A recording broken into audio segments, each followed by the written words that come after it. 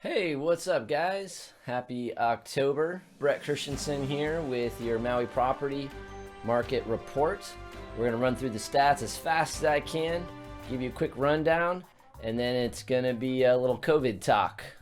You know, you all love a little COVID talk. I mean, there's no way you're tired of the subject, but I know you do want to hear about what it takes to get into the state without being locked up for 2 weeks in a quarantine. Who doesn't want to know about that, right? So let's get going here. All right, guys, behind me, you've got all the stats from September. You can feel free to read it, but I'll go over it with you guys. Bottom line is that the strong buyer activity has continued into the fall, which is normally the start of our slow season. So the new listings have decreased by basically 4% for single family homes and has remained completely flat for condos. Pending sales did increase by 31% for single family homes, but decreased by almost 10% for condos.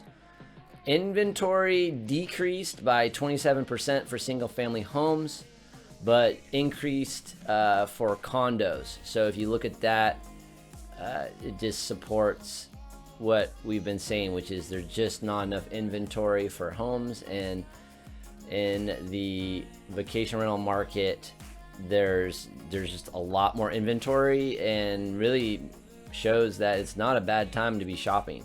A lot of these units are empty right now. It's pretty much never happens where you can go shop for condos and just look at everything you want to see and there's inventory to choose from.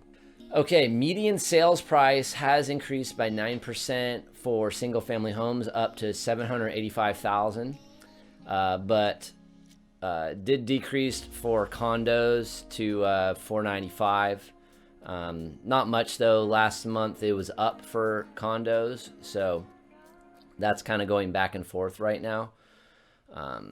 The days on market decreased by 16% for single family homes and 15% for condos. So stuff is moving, you guys. And let's see, month supply of inventory decreased by 20% for single family homes, but increased by 100% for condos. So, you know, we've got inventory and it is ready to show for condos.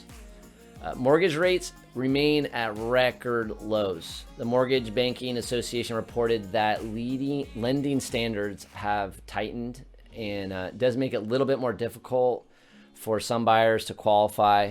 But at the same time, you know, unemployment remains much higher, you know, since compared to a year ago, of course, for obvious reasons. But despite all this, buyers are out in full force this fall. They're showing amazing resilience in the middle of all the craziness.